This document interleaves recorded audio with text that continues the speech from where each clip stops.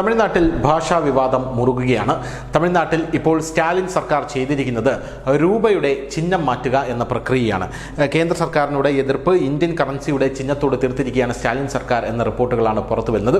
രൂപയുടെ ചിഹ്നം മാറ്റിയിട്ട് ഒരു തമിഴ് ചിഹ്നം അവിടെ ആഡ് ചെയ്തിരിക്കുകയാണ് ഇപ്പോൾ സ്റ്റാലിൻ സർക്കാർ. രൂപയുടെ യഥാർത്ഥ ചിഹ്നം മാറ്റിയിട്ട് തമിഴിൽ രു എന്നുള്ള ഒരു അക്ഷരമാണ് അവിടെ വച്ചിരിക്കുന്നത്. തമിഴ്നാട് സർക്കാർ അവതരിപ്പിച്ചിരിക്കുന്ന ഈ ചിഹ്നം ബഡ്ജറ്റിലാണ് ഇപ്പോൾ ഉള്ളത്. സംസ്ഥാന ബഡ്ജറ്റിന്റെ ടീസറിൽ പുതിയ ചിഹ്നം ഉൾപ്പെടുത്തിയിട്ടുണ്ടെന്നാണ് നമുക്ക് അറിയാൻ സാധിക്കുന്നത്.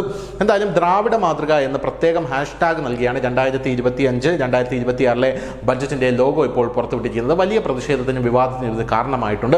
എന്നാൽ സ്റ്റാലിൻ സർക്കാരിനോട് BJPയുടെ 2-3 ചോദ്യങ്ങളുണ്ട്. ഇതിനോടൊന്നും സ്റ്റാലിൻ സർക്കാരിന് മറുപടിയുമില്ല എന്നുള്ളതാണ് പ്രധാനപ്പെട്ട ഒരു കാര്യമെന്ന് പറയുന്നത്.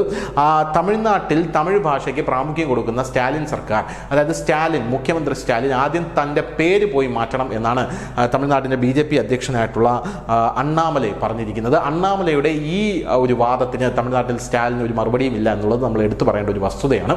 രണ്ടാമത്തെ കാര്യം എന്ന് പറയുന്നത്, നമ്മുടെ അണ്ണാമലൈ പുറത്തുവിട്ടിരിക്കുന്ന ഒരു വീഡിയോയാണ്. ഗൂഗിളിൻ്റെ നിലവിലത്തെ മേധാവിയായിട്ടുള്ള സുന്ദർ പിച്ചയുടെ വീഡിയോയാണ് അണ്ണാമലൈ ഇപ്പോൾ പുറത്തുവിട്ടിരിക്കുന്നത്.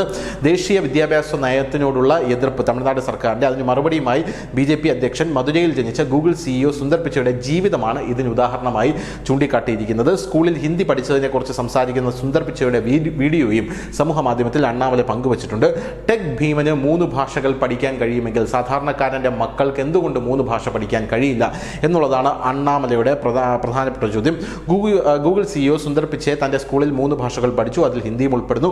നിങ്ങളുടെ അവകാശവാദത്തിന് വിരുദ്ധമാണിത് എന്നാണ് അണ്ണാമലൈ പറഞ്ഞത്. എന്തായാലും തമിഴ്നാട് മന്ത്രി PTR ത്യാഗരാജനെ ടാഗ് ചെയ്തുകൊണ്ടാണ് അണ്ണാമലൈ ഇക്കാര്യം പറഞ്ഞത് എന്നുള്ളതും ശ്രദ്ധേയമായിട്ടുള്ള വിഷയമാണ്. News desk, news India Malayalam.